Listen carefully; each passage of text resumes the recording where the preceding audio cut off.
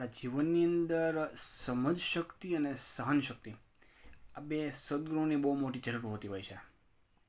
ઘણી વખત આપણે ક્યાં સહન કરવું અને ઘણી વખત આપણે ક્યાં આપણી સમજ શક્તિનો યુઝ કરવો આ બે બહુ જરૂરી હોતું હોય છે. જેની અંદર ઘણીવાર છે ને આપણે કોઈ એવા ફેઝની અંદર પસાર થતા હોય જ્યારે આપણે આપણી મેચ્યોરિટી જ્યારે શો કરવાની હોય ત્યારે સહનશક્તિ બહુ કામ લાગે અને ત્યારે આપણી સમજ શક્તિ પણ બહુ કામ લાગે. આ બે એવા મોટા સદગુણો છે, આપણી સમજ શક્તિ અને સહનશક્તિ. એની ખરેખરમાં જો ખબર પડે ને ત્યારે નબળા ફેસમાં જ પડે. બાકી નોર્મલ રૂટીન લાઈફ જ્યારે ચાલતી હોય ને ત્યારે તો વાંધો ના આવે.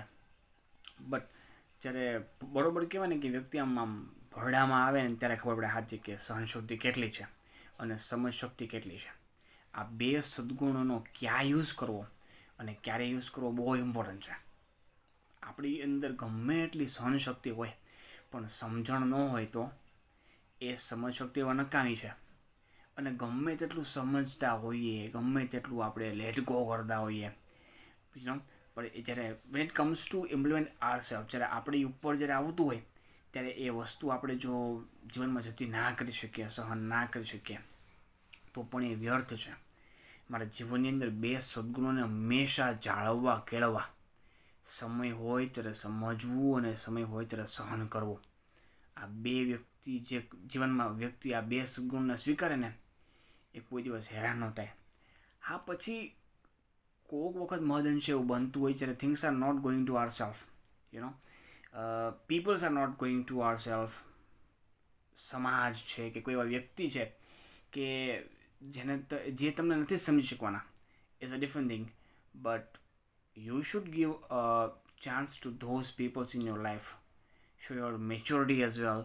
તમારી સમજ શક્તિ અને તમારી સહન શક્તિ ત્યારે જ ખબર પડે અને ત્યારે બહુ એનું જતન કરવું અને એ પછી જ કોઈ પણ જીવનની અંદર એવા ડિસિઝનો લેવા. પછી પાછળથી પસ્તાઈને કે પાછળથી રડીને કે પાછળથી એ વ્યક્તિ ગુમાવીને કોઈ ફાયદો નથી. સો ઇટ્સ બેટર ટુ સમજણ ત્યારે કેળવવી અને ત્યારે સહન પણ કરવું અને ક્યારે સહન ન પણ કરવું.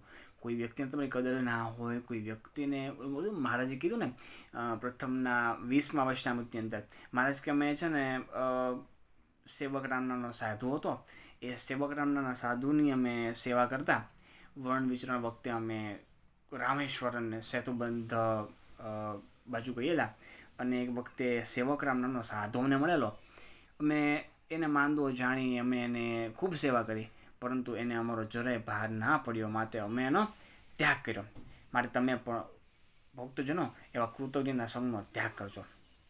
મારે બહુ સરસ દૃષ્ટાંત આપ્યું. શું કામ? તો કે તમે સમજો છો, તમે સહન કરો છો, તમે એ વ્યક્તિ માટે કંઈ કરો છો, પણ એ વ્યક્તિને જો તમારી કદર ના હોય, એ વ્યક્તિને જો તમારો એટલો પણ ભાર ન હોય તો એવાનો ત્યાગ કરવો. મારે પણ આ વાત બહુ સુંદર પ્રથમના 20મા વર્ષના મૃત્યુની અંદર બતાવી. પણ ક્યારેય પણ જીવનની અંદર ઉતાવળા ડિસિઝનો ના લેવા અને કોઈ પણ ડિસિઝન લેતા પહેલાં એની આગળ પાછળની બધી પરિસ્થિતિનો સ્વીકાર કરવો, બધી પરિસ્થિતિનો વિચાર કરવો, ત્યાર પછી ડિસિઝન લેવા. પણ બે વસ્તુ તો તમને એમાં કામ આવશે જ, તમારી સહનશક્તિ અને તમારી સમજ શક્તિ એ કેટલી છે એના ઉપર એ ચોક્કસ તમારો ભાર રહેશે અને તમને ખ્યાલ આવશે. હંમેશની માટે સમજણ રાખવી, સમજણ ખૂબ દ્રઢ કરવી.